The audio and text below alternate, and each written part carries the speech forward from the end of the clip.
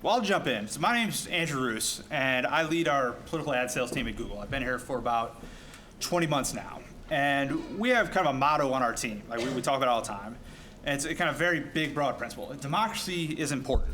I worked in campaigns for a long time. I studied democracy. I went to grad school for like 8 years thinking about democracy. And what we like to do here is not think of ourselves as just a platform for advertising, but a platform for helping citizens become more engaged, for helping them to learn more about their candidates. When I think about the long hours I spent on campaigns, helping other campaign managers more efficiently communicate to the people they need to communicate to. That's what we want to do. So I real quick just want to, again, thank you very much for being here.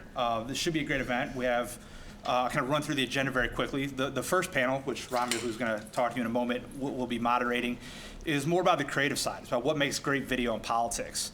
We're going to have some of our media buyers and digital agencies on a second panel talking more about strategy and what we expect to see in the next cycle.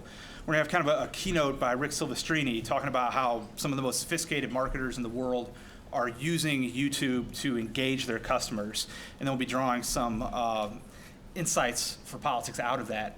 Finally, we're going to have breakout sessions. I'll be leading one. It'll probably be the most poorly attended, on some original research on how opinion formation is changing in the digital world.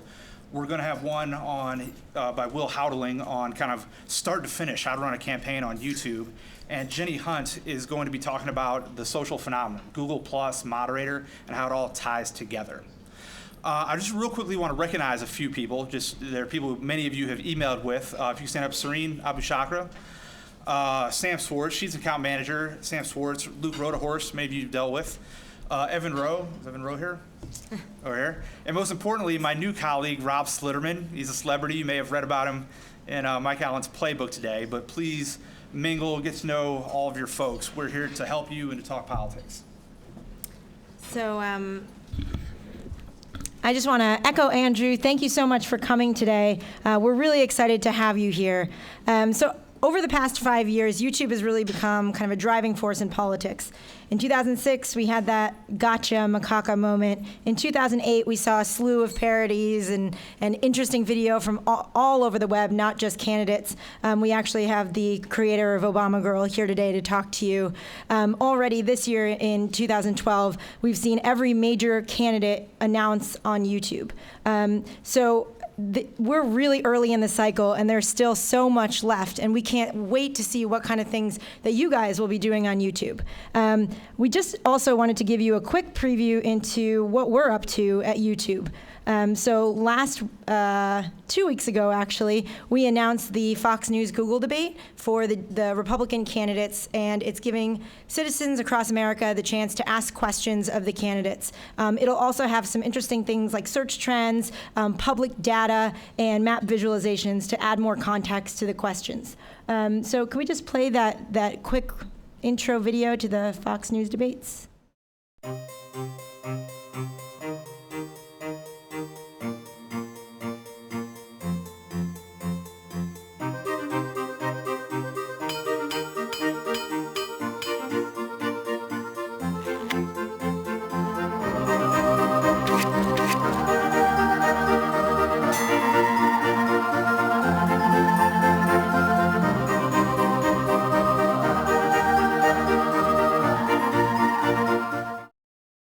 Thank you. So we have a lot of other fun stuff planned.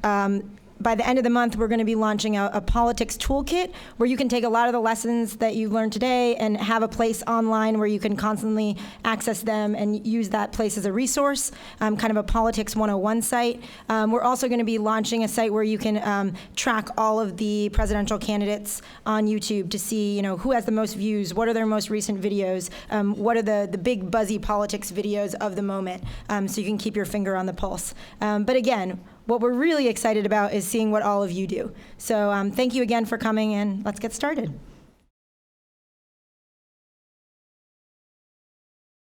Our first panel is all about how to create great content on YouTube.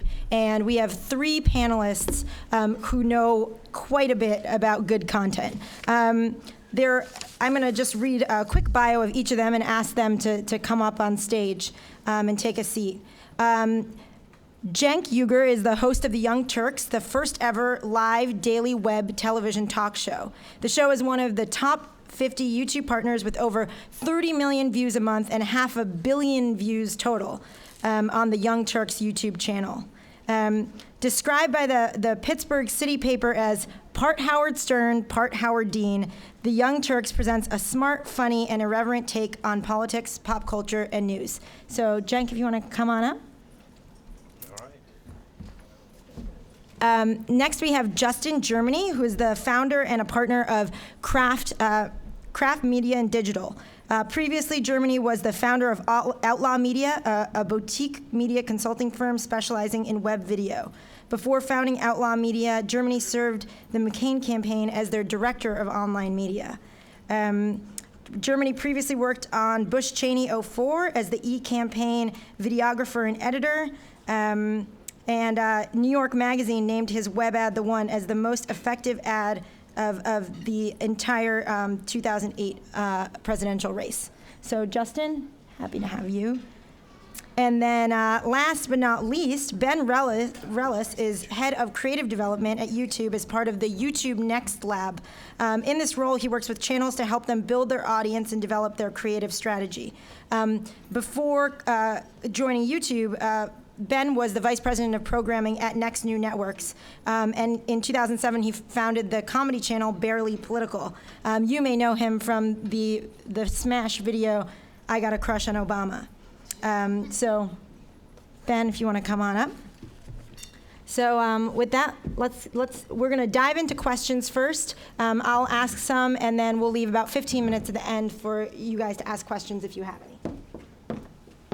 So. All right. Here. So the first question I have is for Justin. Mm-hmm. As campaigns think about creating content specifically for the web, how do you think their strategy should differ from creating ads for television? Well, one of the great things is when you're creating content for the web, you're not confined by a word limit. When we're creating a TV spot, we're thinking 72 words. And often when you're creating a TV spot, especially if you're putting a lot of money behind it, the messaging behind it is a bit tighter. Maybe there's a real specific purpose. Maybe it's not as flashy or as entertaining because you're really trying to move votes. Whereas in a web video, a lot of times what you're thinking about doing is you're trying to create a splash, you're trying to create earned media, and so you kind of open up your creative process. You're not inhibited. And that's a great thing. You can have clips. You can get away with a little bit more humor. You can be a little darker. You can kind of push the boundaries, and that's the exciting part of web video. I came from a background where I created web video before I ever did TV.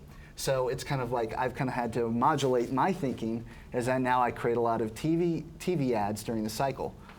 Right. Yeah, and do you see that campaigns are willing to take that risk to kind of think a little bit outside the box? Oh, absolutely. I think every year we go along, campaigns and organizations, i.e. groups, are taking more risks. I just saw one group that had like a surfing rabbi that was like red, white, and blue surfboard around this New York 9 election.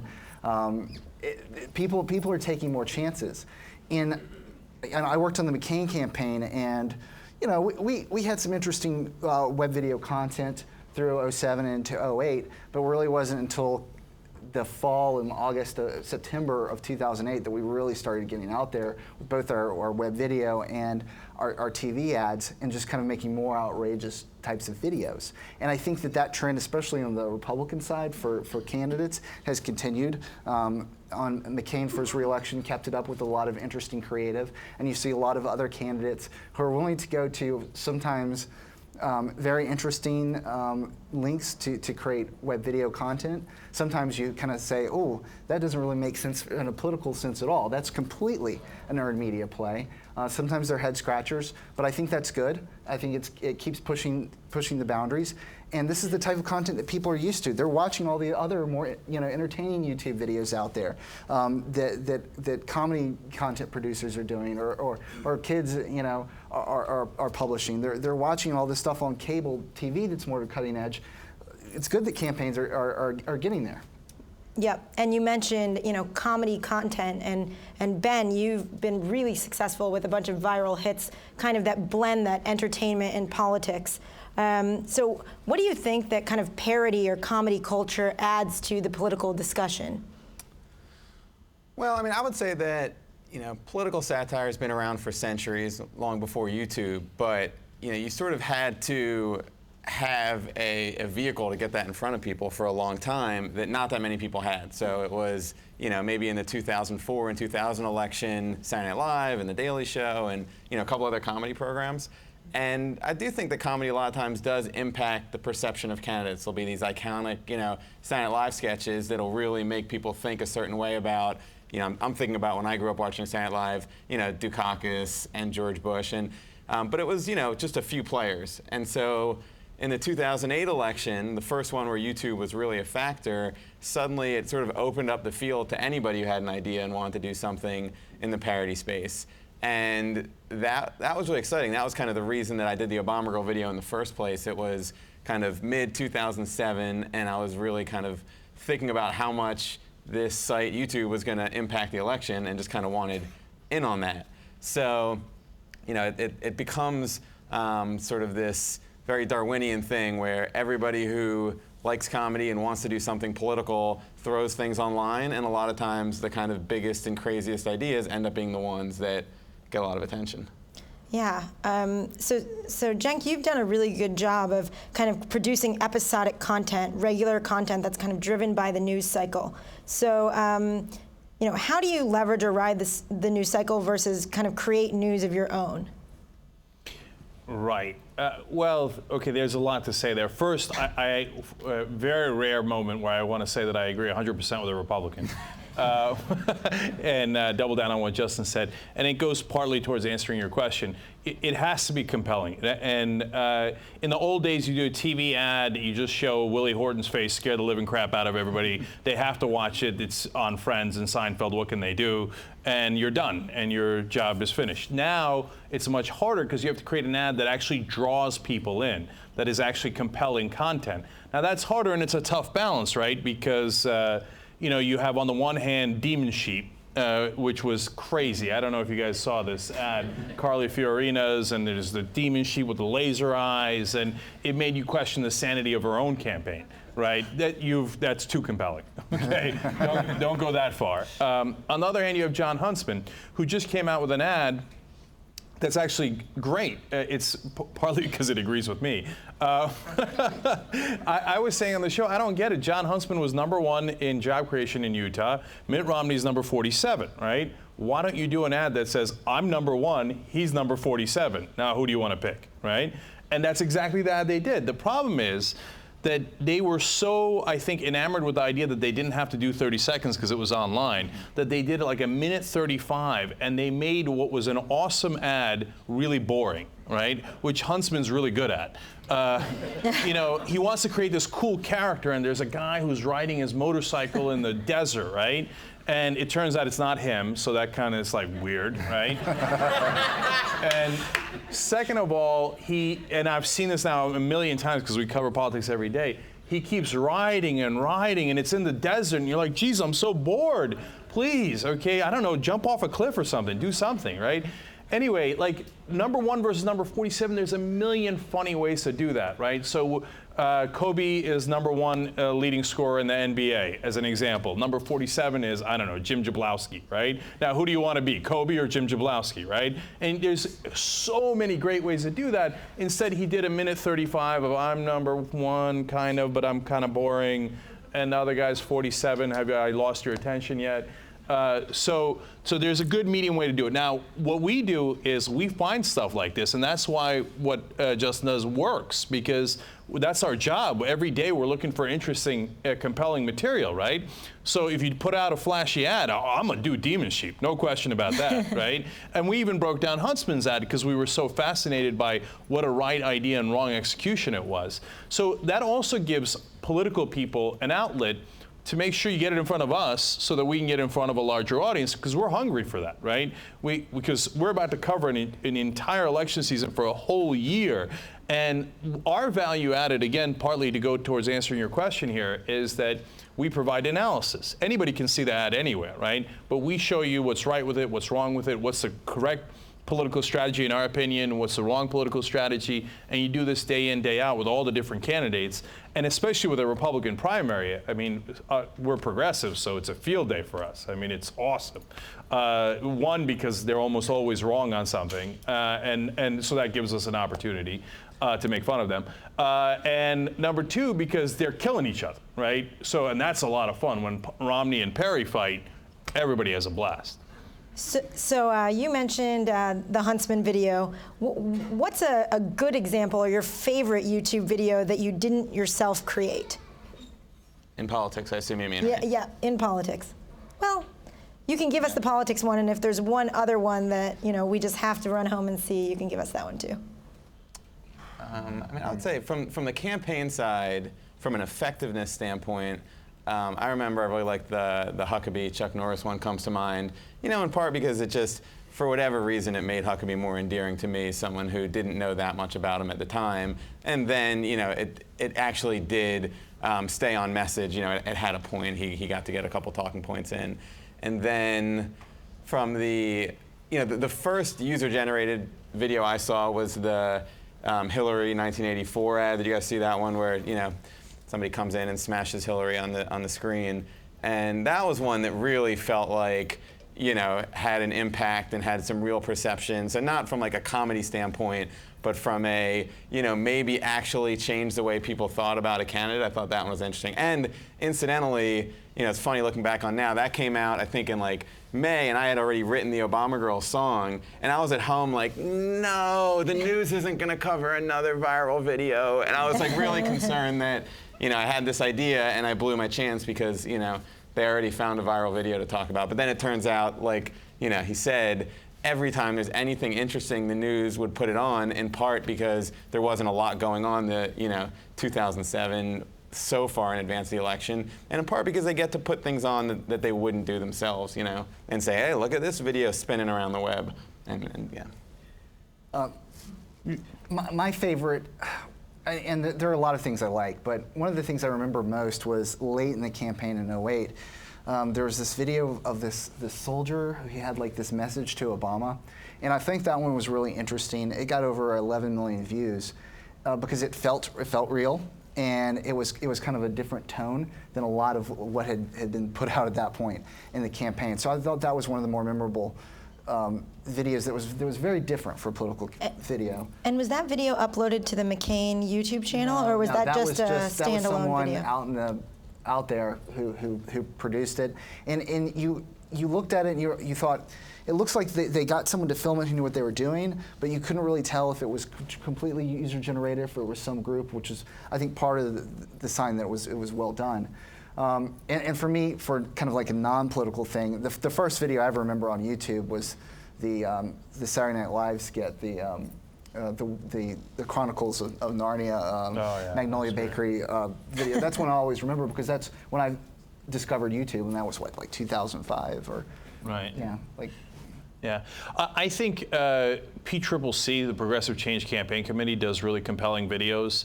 Now they take a little different tact. It's not entertainment based. They find real people in that district. If it's a district fight, a congressional fight, or if it's Wisconsin, they'll find people from Wisconsin, and they'll say, like, I was a Republican, and they're not actors, right? I was a Republican, and and then when Walker cut my wife's job, I didn't think he was going to do that, and it feels authentic, which is another thing that's really important online, right? Because people are so sick of how fake TV is, right? And so if they sense that an ad is authentic, or a little bit more authentic than other political ads, they're much more drawn to it. So I think they've done a pretty good job with it. Look, for my purposes, I'm really deep in the weeds in a lot of ways. And so when Obama did the ad in 2008, where he talked about Billy Tauzin and how he's not going to do things the way that they did in Washington, where Billy Tauzin made the deal in healthcare for Medicare prescription Part D, and then turned around and got a $2 million salary to work for that same industry, I was like, okay, this guy gets it, right? That's exactly what we don't want to happen. Of course, it turns out that he wasn't telling the truth. He made the same exact deal with Billy Tauzin. But it was good enough to trick a lot of progressives. And so if he wanted the progressive vote, he found a clever way of doing it for true believers, and then, of course, sold out for the money anyway. Now, one last thing. On the non-political ads, Dos Equis was, come on. That's true. I mean, the most interesting man in the world. They took a brand that was so blah. Who cares? Dos Equis. Who, like, why? Why would you ever drink that?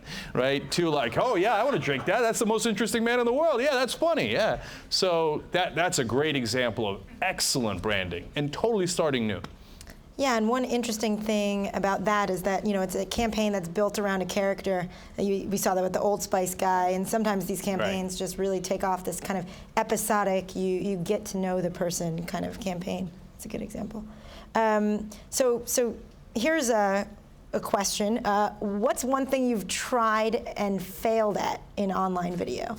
Oh, a million things. All right, look, if the one piece of general advice I give to everybody who's trying to do anything online, more like video creators like us, is don't be afraid to fail. Because if you try to wait for things to be just right, oh, I'm gonna get that video and I'm gonna SEO on the back and I'm gonna do this and I'm gonna spread it around to everybody and it's gonna be at just the perfect timing, you're never gonna do a single video, okay? It's never gonna go up. Just do it, get it up there, and then push it as hard as you can in every way. We chose a different model than everybody else. Like the old YouTube model when we came on was, you push one video and you keep it up there for weeks, maybe months, etc., and you try to build momentum around it, get it featured on the homepage.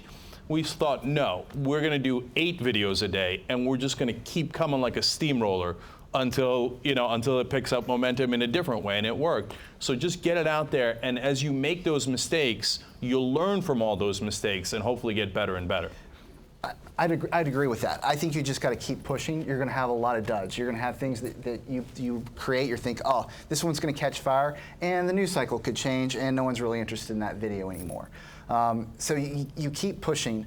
Also, one of the important things is to remember, if you're in a campaign or you're in an organization and you have comms people and you know people who run blogs, who are journalists, have them or promote these videos, get them out there, one-on-one to reporters. A lot of video traffic for political candidates and political campaigns and groups comes from outside of YouTube. It comes from where these things are posted. For instance, I just had a group I work for. They got a video I did posted on Drudge. That's good for anywhere from 30,000 to 300,000 views. Get it posted on HuffPo. That's a huge number of views that come in. And then after a while, these things kind of like your videos start to have gravity on your own. If you do it that way, after a while, there's a lot of internal YouTube traffic you start picking up, because you've gotten a jump start with these other views, especially if you're like a political campaign or a political organization. So keep trying it. As far as anything that's failed, I mean, there are many things that you do that aren't getting a huge amount of views, but may be useful. Like candidates' direct camera messages, maybe after a town hall or after an event. Maybe that only gets 900 or 1,000 views. But part of it is the optics that you're doing it.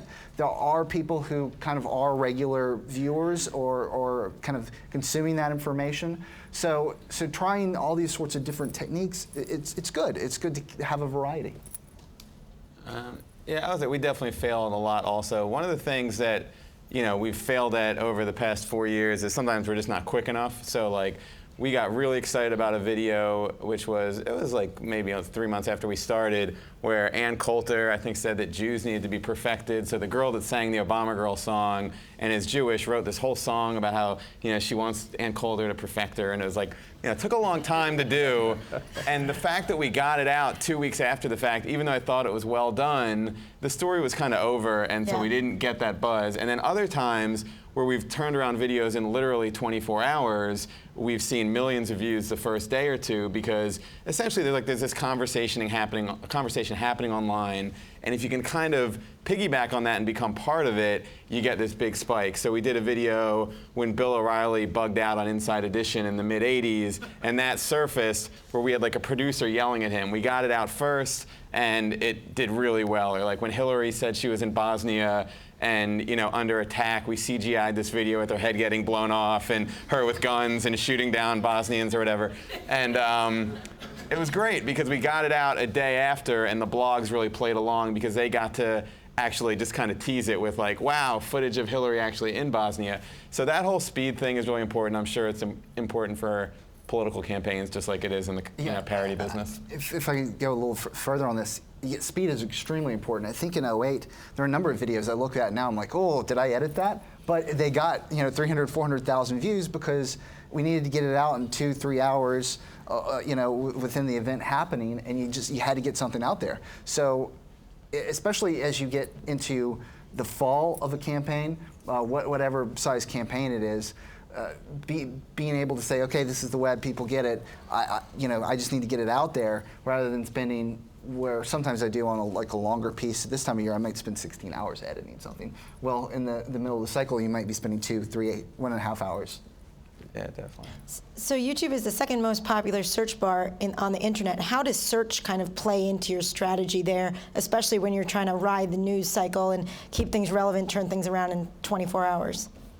We care deeply about it. It's part of our business model, and the whole setup of the show is centered around news and for people to be able to search it. So if there is a major news event, the Young Turks is going to cover it, and hopefully when you search for that event, we pop up a decent number of times. And that's part of how we've gotten large. And we keep that in mind in titles and tagging. Now, everybody's seen all the different, like now Yahoo does it, Huffington Post does it, everybody does it, like shocking new video, and like, it's not at all shocking, and horrific this and stuff. I think that's actually the old way of doing it, right? And it's it's a bit much. Anyway, but what we realize is having the actual news event in the title, even if it's not as sexy or shocking or horrifying, is better in a lot of ways, because then it shows up in searches. So that's the nuts and bolts of things you figure out as you go along. That's really important, and that's the hard work of this. And then you'll see, oh my God, I put shocking in there, but I didn't put Romney versus Perry debate, and it didn't work. But when I do Romney versus Perry debate, that works, etc. So you got to definitely keep that in mind. I look at it from a couple of different perspectives. One, if you're a campaign, you want to kind of flood the zone with as much positive videos as you can get.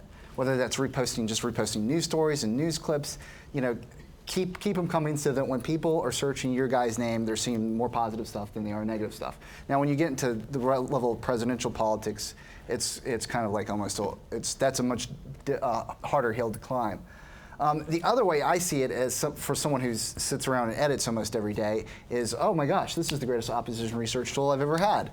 Yep. And that's the first place I go, YouTube. And I search, and a lot of my ads are clip-based, or web videos are clip-based, and so it's an incredible research tool.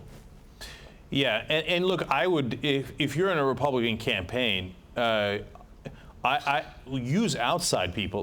So it has less credibility if it comes from the Paulenti campaign. Oh, that doesn't exist anymore.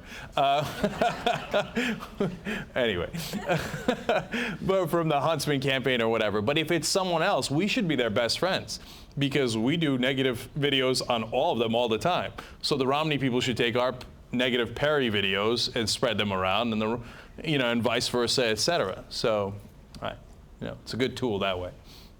Yeah, and we look at search a lot too. One thing I would add, just as kind of a practical advice kind of thing, a lot of our videos come up because people search for Obama or these specific topics. But it is the #2 search engine, YouTube. But people specifically are searching for video clips. So a subject that's really popular that doesn't have an accompanying video won't necessarily do that well for you. You could put you know, I'm trying to think of an example, but, you know, Romney and economy, and, you know, on YouTube, there's no corresponding video necessarily, whereas, like, you know, some of the examples we've talked about today, the Bill O'Reilly clip, everybody goes there to search for it, or, you know, if Rick Perry and, you know, Mitt Romney have some epic debate and they're screaming about a topic, people are going to search that because a video exists for it.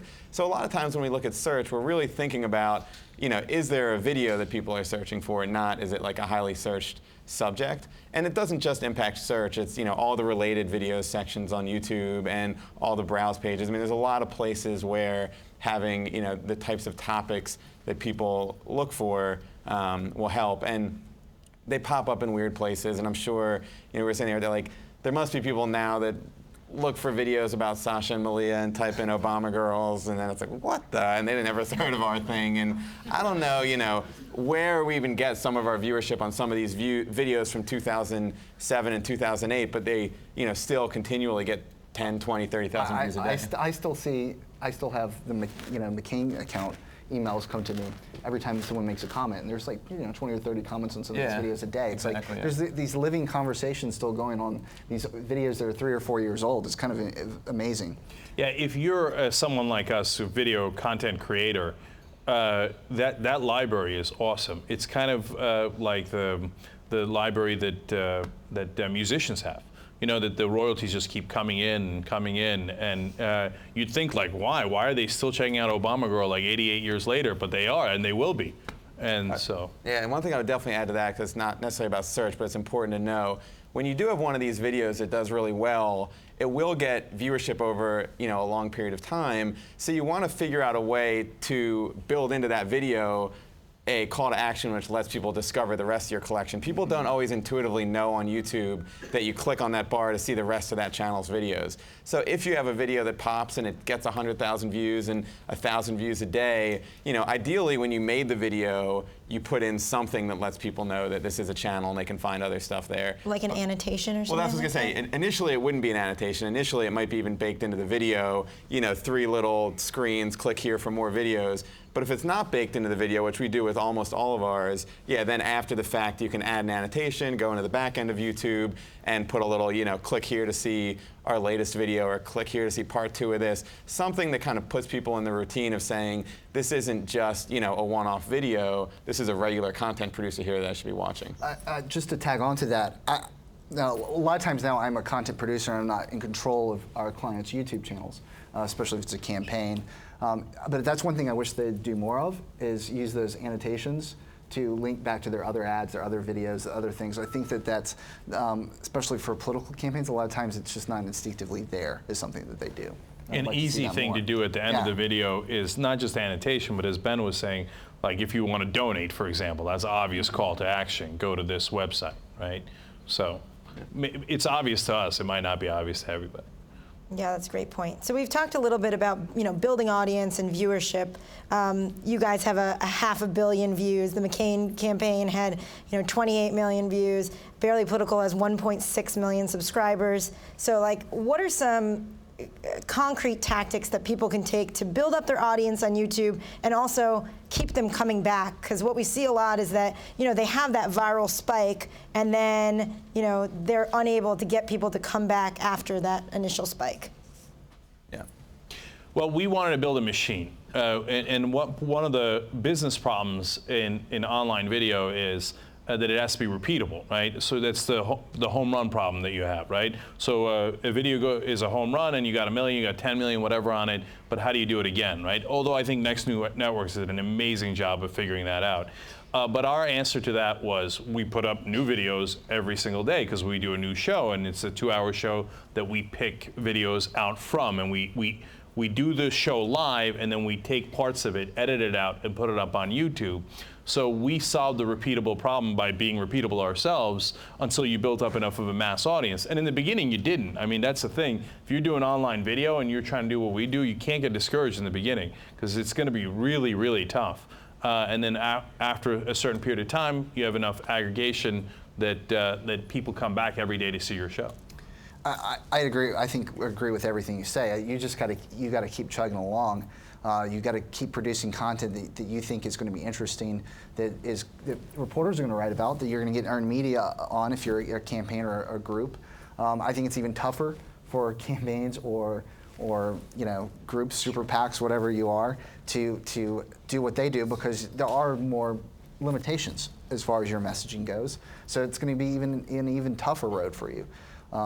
And often they're even in a different situation as your lives of your channels and your products continue on, whereas a lot of times you're in a campaign mode where you're only going to be producing content for a year or 3 months. So you've got to kind of keep going and just understand that there's a huge difference between what political candidate views look like and what entertainment views or even political entertainment views look like. Right, but that's why it's important to get it to someone like us so that we can increase the view count, right? Absolutely. Right, because if you just put it on your own channel, it's going to be limited. There's no way it's not limited because you're not producing enough content. It's for a very specific thing. Yep. That's why you got to get it in front of, and it's not just us, obviously, having every group. Yeah. You got to get it out there far and wide. And that's not just producing really cool content. That's a comms team. That's your political. That's right. Everybody in your team kind of working in unison to get it out there. You mentioned Huffington Post, and you mentioned the Young Turks. Are there any kind of out of the box places that people might not think that can really help boost views? Are you talking blogs specifically, or just ways to get views that are sort I would of say out of the box? blogs and like specific sites that when you release a great video, you want to hit up. I mean, I'm not sure this room would be as familiar with the kind of influence that popular YouTubers have on YouTube. So you probably would initially have a list that you'll hit of blogs that might cover your story. If someone who's popular on YouTube and has an audience, potentially in the political space, maybe not, they have a very loyal audience that's also very comfortable on YouTube. They're commenting, they're subscribed, all that kind of stuff. So if you can figure out ways to actually work with popular YouTubers, I think what you'll find is not only will you get that initial viewership, but you'll probably get a bigger spike in loyalty and subscribers than if a Huffington Post or Drudge Report happens to link your video, which gets a lot of views, but not necessarily from within the platform and not necessarily from a trusted voice in that platform. And then, like we were saying before, the next step becomes how do you sort of capitalize on that? So if you have a big viral video that these different blogs cover, how can you then somehow within that video let people know that there's more there to see? But yeah, inside the sort of YouTube community and ecosystem is something I think to really think about in this election. How can you, sort of capitalize on the fact that these people that might be, huge supporters of the candidates that you're working with have a real audience that already is very comfortable on YouTube? Yeah, I don't know the right-wing sites almost at all, so someone else can speak to that. But on the left, there are sites with credibility and authenticity, and it's amazing how little crossover there is. Because I've seen some internal reports that I would have thought that, hey, those magazines or those blogs would have huge crossover, but they actually don't. So it actually still helps to go to the individual, sometimes smaller sites. And they're not that small, it's just small compared to, I guess, Huffington Post. But like Democratic Underground is a good site for videos because they're highly featured there, and it's got, again, good credibility. Alternate is a very good site on the progressive side that a lot of people go to. Raw Story has good numbers, Crooks and Liars, places like that. On the right, a lot of the kind of the standard blogs that people get their videos embedded on are things like Weekly Standard, National Review, Hot Air, of course, is a really good one. And a lot of times, sometimes when you get posted to there, others will pick it up as well, so you start to get some momentum. But honestly, even with those combination of people, you might only see 30,000 views. It's usually you have to start breaking into bigger, the bigger giants, like somehow you get your video on HuffPo or somehow get a Drudge link if you're a campaign video to start seeing even larger, or have really good Facebook pickup or something along those lines to start seeing even bigger numbers rolling in. And there's a snowball effect too. If you get to a certain threshold, 100,000 people have seen it, whatever it is, then you go and you parlay that. Then you go to Politico and go, look at 100,000 people already saw this video, it must be hot, shouldn't you write about it? right? And again, that depends on your PR communication people being really good and knowing some of the contacts there, and then start working it around. And this, yeah, just real quick, I mean, because that was totally true with almost every successful video that we had, where, you know, it felt like the news networks, TV networks, didn't want to talk about it until it hit views, and then they got to say, well, it's the latest viral video. And, you know, that's the kind of thing where a lot of times, you know, you make the video, and then you hit a certain viewership point, whatever it is, 50, 100,000 views, and then the story of the video is as interesting as the video itself, if that makes sense. You know, people start to want to know, like, that, who was that soldier, who is Obama Girl, and, you know, this is more of a kind of, it might be trickier for campaigns than it is for individuals, but a lot of times when I think about videos, we try to think about, you know, would people be interested in sort of the story behind the video? Can it become something bigger than just, you know, a single YouTube video? And I just feel like this election, it's got to happen soon. There's going to be like that first big viral, everybody's buzzing about it, you know, video, and it could come from campaigns or it could come from users. But I don't think there's been one of those yet, but it's also pretty early. You know, there's been a lot of videos with a lot of views, but I'm not sure there's been one yet that became all the networks are talking about the video that nobody, you know, can ignore. It could be yours. It could definitely be yours. So one thing that we hear from campaigns a lot is that we don't have any time, we don't have resources. So out of curiosity, how much time do you guys spend creating content and then engaging around it? You know, responding to comments, you know, interacting with subscribers, et cetera? Well, when we first started, there was, you know, about 5 people that worked on the show, period. And so, you know, you just don't have time for anything. I mean, we're creating the content, we're editing it, we're producing it, we're everything. But as we've grown larger, then we've been able to dedicate more time to interacting, et cetera. Now we have a person who's the director of our social media, and that's his job, to go interact with folks at Facebook, Twitter, on YouTube, et cetera. But even back in the day, and I still do this to a decent degree, I go in there as much as I can, and I'll put up something on Facebook, and I'll, you know, get reactions. I'll even leave comments on some of our YouTube videos, especially if somebody's made a good point, right? I want to acknowledge, hey, you know what, especially if I'm wrong. Hey, I didn't see it that way, right? And that was a really good point. Or I'll take out some comments and do it on the show the next day, right? So it's just, now we got 13 people, it's a little easier, but still it's a daily grind. I mean, we're doing 2 to 3 hours of content every day. Producing that, doing it, editing it, and then promoting it, it's a beast. If you're a campaign organization, you know, you should have someone focusing on social media, and part of that portfolio should be paying attention to YouTube and what's going on. What are your opponents posting? What kind of content can your candidate post, even if it's just a flip cam thing? So cost shouldn't be a barrier to producing content. Cost is only kind of, I think, a barrier to produce higher end, like, well-produced content. But you don't necessarily need like high-end content to create views. So. And as far as it being a time or money issue, as a campaign, you've got to sit down, you kind of plan out. Generally, you will know, based on your budget or your fundraising, how many ads or how many points you're going to put on TV. So these are also ads that are going to be kind of your big view things for you on YouTube. But then you should also budget in some well-produced web videos. I mean, you should definitely know that you have the flexibility within your budget to produce these things. Yeah, that's how I would answer that for. Yeah, campaign. just quick addition to that. Palenti, again, used to do these like Jerry Bruckheimer kind of production videos, ads, right? And it was like, Palenti's gonna come save planet Earth and battleships and stuff. And obviously, as you can see, it didn't do him much good, right? You don't have to spend a lot of money, right? You can do a good web ad for $10,000. The messaging needs to be correct. Right, you know, messaging is much more important. Making something out of someone that they're not, you know, right. Then gets parodied, you know, right, like exactly. Colbert, you know, yeah, exactly. Yeah, and I'd say on top of that, I mean, it's going to be really tough for you to answer all the YouTube comments, obviously.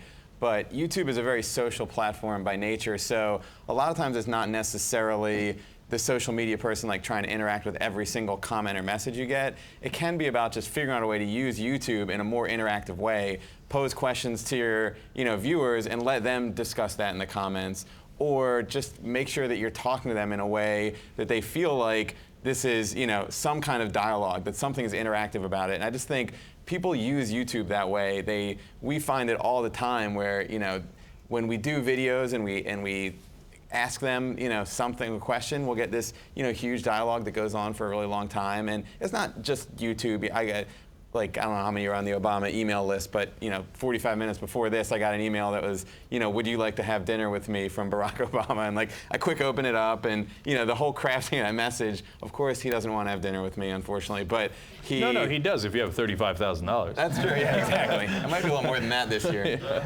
Yeah, essentially, if you can think about YouTube as a way to have a bit more of a conversation than you're able to on TV. That would be a good way to sort of utilize your social team to think about ways to sort of spark that conversation. Even if you don't care about the answer, though you should have someone who, because the audience isn't, in my experience, is not often wrong. Now, are a couple of guys here and there wrong on YouTube? Definitely, right? Don't pay too close attention on a micro level, but on a macro level, they usually have very good points to make. If they all agree on something, it's usually right? But even if you didn't care about that, and we do, it still makes sense because it creates interaction to ask that question, and it creates, an atmosphere where people want to watch your videos and want to participate with your videos. Yeah, and by the way, they can potentially be two very different things. You've got some videos that are meant to be sort of viral or raise eyebrows. Then you've got other ones that are very sort of focused on your core community that's subscribed to your channel and is going to watch everything that you post. It's not necessarily cram it all into one, do some big viral type thing and end it with 6 questions, Yeah. So if 2006 was kind of gave birth to the gotcha, 2008 was kind of the year when parodies took over. If you look into your crystal ball, what do you think 2012 is going to be? It's a street fight. I mean, I think the president and their team are prepared for a street fight. I think Democrats are.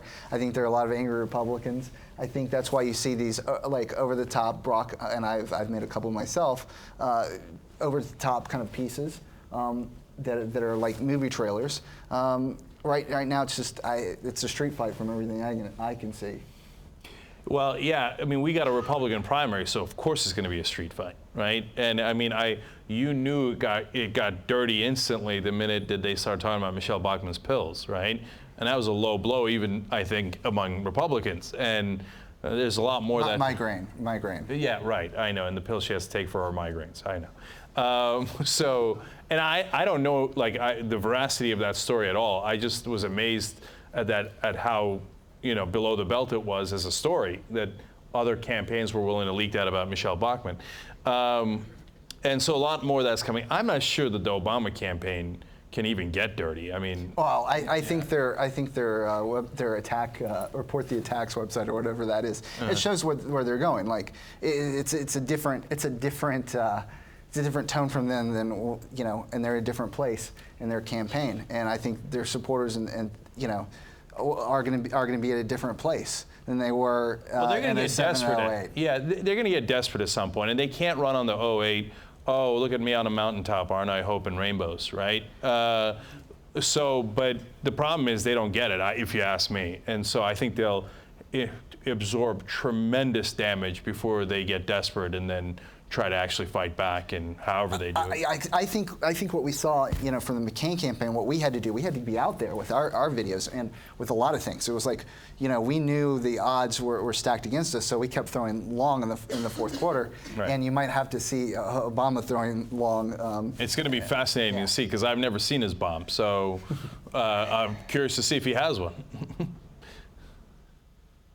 Yeah, I will say, by the way, that I think the gotcha thing is probably going to stick around. That's sort of it was 06. There was a lot of it. There was a lot of it in 08. It creates kind of a odd dynamic, I think, for all the amazing things about what YouTube has done for politics and the ways campaigns can utilize it. It does become kind of interesting where the most viral videos tend to be the things that are most sort of controversial, and so you would hope that it wouldn't lead candidates to be more guarded about the way that they talk because they're nervous about this one slip up that suddenly becomes a thing that everybody's remixing and auto-tuning and turning into an iconic thing.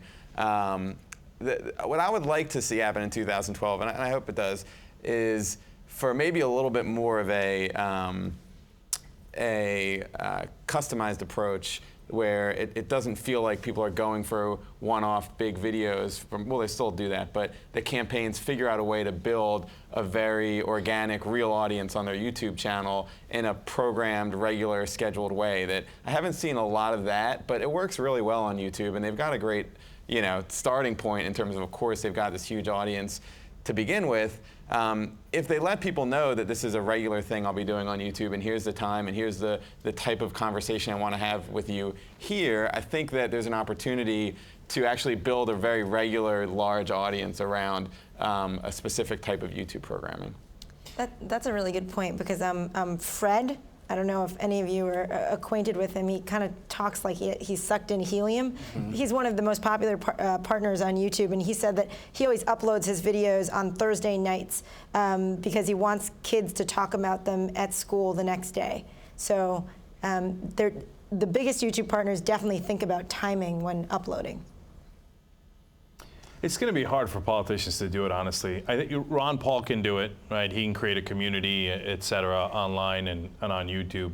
But I mean, Obama doesn't trust his audience enough. I mean, he takes no risks, right? So he's not going to let the audience guide anything, right? And when you talk about the Republican Party overall, I mean, they had this comical thing where they did an online poll where they said, okay, tell us your most important priorities. And then number one was, stop giving tax subsidies to companies that offshore our jobs, right? They're like, yeah, that's cool. We don't like that. And so they threw it away. And then, so that just disappeared off the face of the earth. And they went with the rest of them, right? So they don't want it. Like, look, obviously, I have a perspective, right? And so I think the Republican Party is for the rich. So if your organic people are telling you something that's going to help the middle class, they have no interest in it, right? And I hit both sides. I don't think Obama has an interest in it either. So that's a structural problem you have as a politician. The other interesting thing is, and I've been on campaigns or organizations where people have had like somewhat similar idea, like, oh, we can have a host, we'll have this person, and they'll kind of be our face. But that's a very difficult thing to get through approvals. And if it's the candidate, that's even more difficult because their schedule changes at a whim, and it would have to be the candidate driving that, like more than anyone else for that to happen. So that would have to be completely, I think, to see that on a presidential level, like you'd have to see that completely candidate driven to really like have a commitment to really do what I think was it Cameron or Blair who used to do this kind of stuff in the UK. I mean, you'd have to see a real candidate. Yeah, I think they're going to be too risk averse. I mean, one of the things that you see happen on YouTube a lot is that, the candidates who have, I guess you could say, less to lose, or they're, not the front runners, they're doing the more interesting things on YouTube a lot of the time, is getting a lot of attention. So like Mike Revelle had a lot of big videos, and Ralph Nader's willing to take these big chances. And then Obama, for all the credit he gets for being really smart about new media, I don't know if his campaign did really any interesting online videos, mostly his supporters, and that was probably mostly because his supporters tended to be younger, tended to be better in a lot of these platforms. And so you saw things like, the Hillary 1984, or the Yes We Can, or whatever it was, which wasn't really driven by his campaign. His campaign was pretty conservative. And then when Barely Political would go out, and we actually did have 3 campaigns approach us to have, Obama Girl endorse them and everything. 1 was a major campaign, 2 weren't. But the videos that we actually got to do with candidates were Mike Revelle, Jesse Ventura, Ralph Nader, people who felt like they could take those bigger chances on YouTube. Well, a lot of what Obama did in 08, because obviously I paid great attention to their YouTube channel, wasn't even focused on Obama. Like some of the top videos were, of course, his speeches, which is regurgitated content, but a lot of it was focused on our supporters. Oh, here are our supporters in Iowa, and here it was all about the movement, right? Yeah. Which is where they're going to be like, oh, we can't. Going back to that playbook is going to be real difficult. They're in massive trouble. So a lot of content, and you'd see just tons and tons of these videos with 60, 80,000 views a piece, which were good chunks, and there would be just a ton of that content. And that's really a lot of their content. They had some ads and things, but they didn't do that. Where in McCain, we were all like crazy ads. They were all like all about their movement, which made sense. When they were launching their campaign for re-election to Obama, they had supporters. They did something similar, and they spliced it together. But most of it was apologizing. Obama can't do that much. Your expectations were too high, right? And it was like, oh, that's horrible. So they have pretty bad. Yeah, they have a big problem there. You know, a guy who I think could do it is my wild card. I always think Huckabee's going to get back in, right? When Perry implodes, Huckabee comes back in. He's a guy who can either, depending on your perspective, be a populist or fake populism really well. And that's a guy who can do YouTube, that can open up to the audience, et cetera, et cetera. So he's got so that's a candidate that's a real candidate that's not as, you know, risk averse, that might be able to pull it off. Yeah, yeah, and it might just have to be a clever way where it's not candidate focused. I remember seeing a series of videos where they would go to, I actually saw them on both sides. They would go to a Republican event and they would ask Republicans questions about their candidate, and they would all be clueless, or at least it was edited that way. And then they do the same thing at an Obama event, and you know, the supporters would say they can't wait to vote for Obama, Palin, 08, or whatever it was. But you know, they were kind of picking and choosing that. But it became a series that was getting a lot of viewership that was done from outside the campaign. I think a campaign could potentially, instead of thinking about how do we do one viral video that's going to hit the news, how can we do a series of videos that builds a little momentum? And it's like, well, we all remember what, you know, Romney did about the Perry blah, blah, blah game show, this parody, whatever it is. Well, they're back with another one. And then people start to think like, oh, what's this campaign going to do next, you know, in this kind of concept, as opposed to just one, you know, Obama's like Britney in, you know, Europe or whatever, that kind of happens, but it's not a series in the same way. Yeah. You know, let me say something important there, because look, we're talking about presidential politics where this is much harder, but local politics, state or congressional districts, it's much easier if you ask me, because there, you know, I think especially if you're an insurgent candidate, and you're trying to take down a big Democrat or Republican or whoever it might be, there, like, I just did a town hall. There were good questions. You know what? After the town hall, here's me answering some of the questions, maybe with a graph, or maybe without, or maybe in a funny way. And to reach out to your own district is much easier than trying to reach out to the whole country. And there's much less excuse for not doing it. Like, there's really no excuse for not doing it, right? Right. Because you've got control of your time a lot better in a smaller race. Right, and you can get local coverage a lot easier that way. So if you're at that level, I would, if you're an insurgent Senate campaign or you're any campaign in the congressional level, I would definitely do it. Yeah. And last point on, you know, a reason to potentially think about series instead of one-offs. When a video takes off, if it's number 8 in that series, now you've got a whole collection of things that are similar to send the audience to. So it's not just about building that audience. It's partially about, you know, having somebody see something they love and then letting them know this is number 13 out of 17, which, you know, I think that, you know, has potential to get people to spend a real chunk of time with your campaign, your candidates, local, national, whatever. And that works. You know, I remember the Gregory brothers do the Auto-Tune the News series, and they started just literally numbering their series. You know, Auto-Tune the News, number 4, number 5, number 6. And, you know, that is probably my favorite series on YouTube. But that series in general, it's like you'd stumble into number 9, and then you just knew that there was 8 more of this thing to watch if you liked it. And I think that it doesn't have to be humor. For candidates, it could be the same thing. If they have a format that's a little compelling and different, and then it can end with, well, thanks for watching, and as you know, you can check the first 8 out there, you know, that can be really effective. Two other quick things on that. One is that it allows you to frame it in any way you like. Without a reporter, it said, look, that's one of the, keep it real, that's one of the advantages of YouTube. You go in front of a camera, you present it any way you like. So here is, you know, candidate X on Social Security, on Medicare, on taxes, et cetera.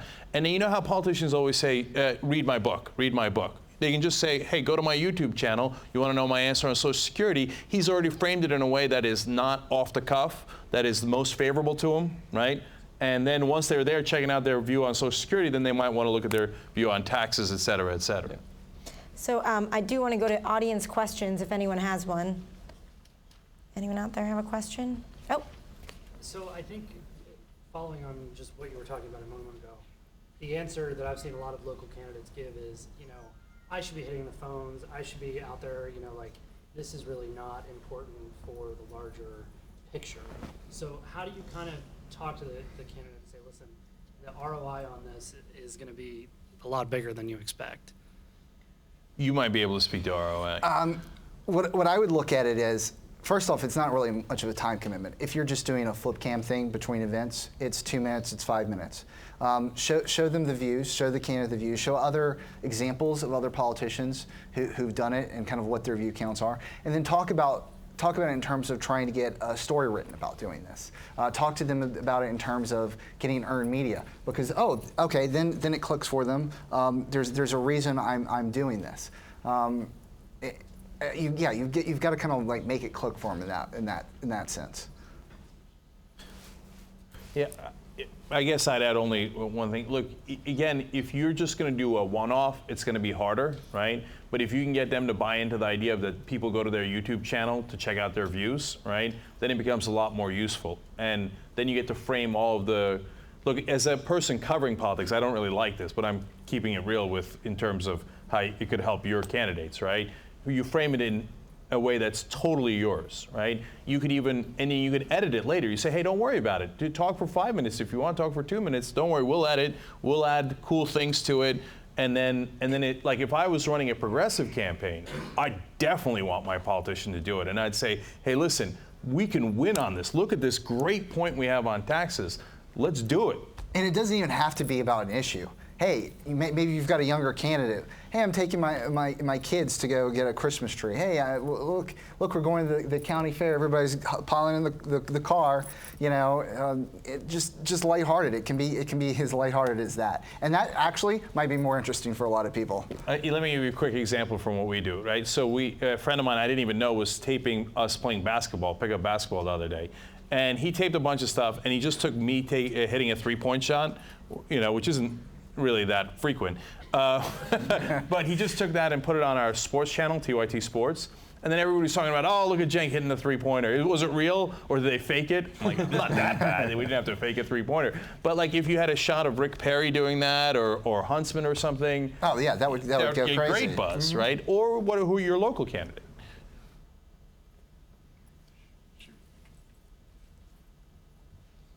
I'm usually a new media director on like a regional or statewide campaign, and for something like that, we'd usually put up our speeches or something like that.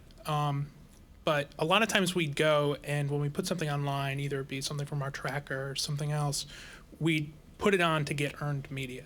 At what point does it go from doing that? How do you move from that into e-democracy, into engaging your actual supporters and trying to get more than just, you know, the news, the 6 o'clock news and, you know, the region to pick up your video?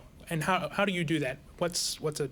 I would have them ask viewers to submit their questions, or have them ask questions to viewers, or have some sort of video response, or have some sort of response that you're going to make to their comments, whether those are YouTube comments, whether you're putting your YouTube video on your Facebook page. I think you have to ask for it, and you kind of have to develop kind of like a little game plan as to what you're going to do to try to get people engaged. Because just putting up the debate clip or whatever else isn't going to like really engage people. You're more broadcasting, so you just need to think of ways to have people respond to you. All right, let me build off that in 2 ways. One, you could do YouTube town halls, right? So it's just informal. You don't have to get YouTube to sponsor anything. You take your town hall and you do what we do with our show, which is you don't put the whole thing on, it'll bore people to death, right? So you just take the slivers that you like, and if there's parts that you don't like, you just don't leave those out, right? And then you put that up on here was my town hall. If you missed it, it's okay, go to my YouTube channel. But the second part of that answer is more important. Are you creating a real channel or you're not, right? So right now, I would say 99% of the political channels are not real channels. Like, it's just like, oh, here's our ads or videos disguised as, ads disguised as videos. Like, it's not interesting, it's not compelling.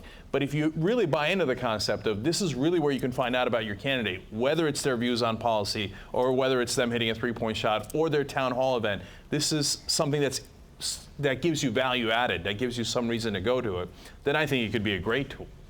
And is it wise to trust, because I mean sometimes you really want to control and you want to embed this, is it wise to trust the YouTube community and to send people to your YouTube page, or do you really need to control? Because I mean, obviously you want to have comments, but if you read some YouTube comments, you might not always want comments.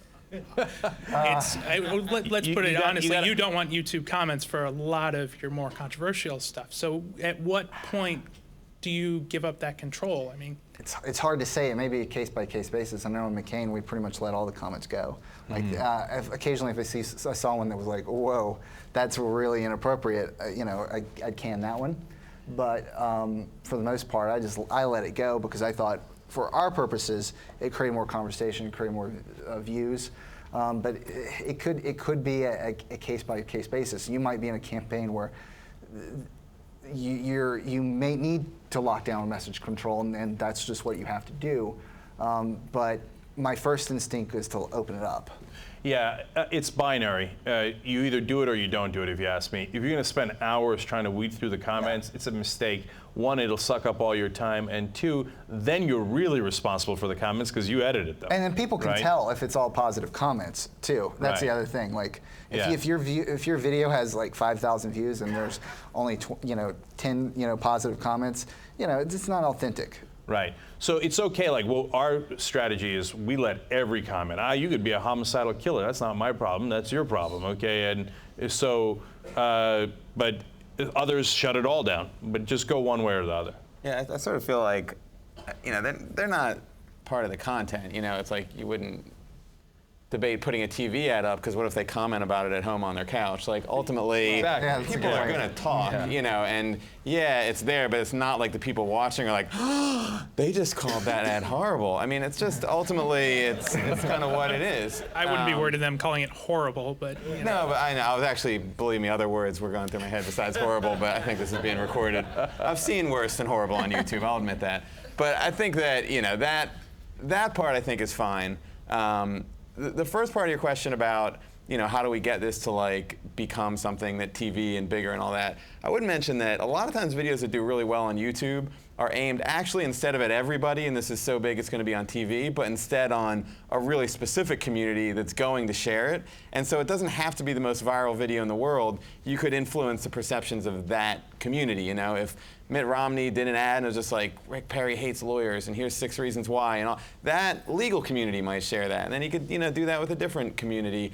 And a lot of times we got really lucky with Obama Girl. I can't say I really thought of it this way, but the audience which liked our stuff the most and liked, a lot of times just maybe talked about our stuff the most was the news media. So we were kind of in this ideal position where, when we did something, the people that just thought it was so bizarre that this girl was singing about a candidate was often in those newsrooms. But we've also had videos that do really well within like a core group. So it's 300,000 people see a video. It's not the biggest video in the world, but you're really reaching a group where it's on all of those blogs and they're really sending it to each other. And it's just something else to think about. It's not always about what's the video that everybody's going to be sharing. It's sometimes about, who are some groups that are important to us and what would be a video that would be the first time a candidate's done a video just specifically about them, Okay, so I think we're just about out of time. We can take. Well, did you have a question? Yeah, I did. Okay. Thank you very much. First of all, thanks to the panel. I really appreciate the time. I'm a consultant that deals a lot with local candidates, statewide candidates, and specifically congressional candidates. Do you guys recommend an off-the-shelf product that I can suggest to clients besides the flip cam, but an off-the-shelf product that you guys would recommend that isn't too cost prohibitive for these smaller races? For editing video and things like that? For editing or for shooting? Just more so for editing. Well, I guess, honestly, maybe iMovie, if you're on a Mac, is easy. And the new Final Cut has kind of been, I hate to say dumbed down, but it's kind of been made easier to use and more iMovie-like. And that's $300, and then, iMovie is much less. So that's what I would use if I had a Mac. I've been using Macs since like 01 now, so I wouldn't even know what to recommend as far as a PC. As far as a camera, I know that flip cams are kind of on the way out. A lot of times, hey, if you got an iPhone 4 and you're doing the candidate stuff or you're doing the video blog stuff, that's good enough. We started the largest online news show, and I can hardly turn on a computer, so I can't answer the technical questions. Yeah. Ours was really low tech, especially initially. I would say, if you can sort of arm the team with, not even arm them, just let them know, be taking video on your iPhones, your Droids, whatever you use to take video. You might capture moments that can somehow be collected. And first of all, it might just be good for research and to see what's going out there on the campaign. But you might stumble into that moment that becomes a really compelling moment that you decide to pull into your YouTube channel or maybe something even bigger than that. But let people know that they should be out there filming, recording. And this actually got me really pumped up. Like now I want to run a campaign and like do a YouTube channel. Awesome. like if you're a congressman, have them go do a fiery speech on whichever side, right? And then chop it up and put music to it, dun dun dun dun, and then like, can I run Bernie Sanders' campaign? Is he running? That'd be really interesting to see that. Thank you guys so much. We really appreciated having you here.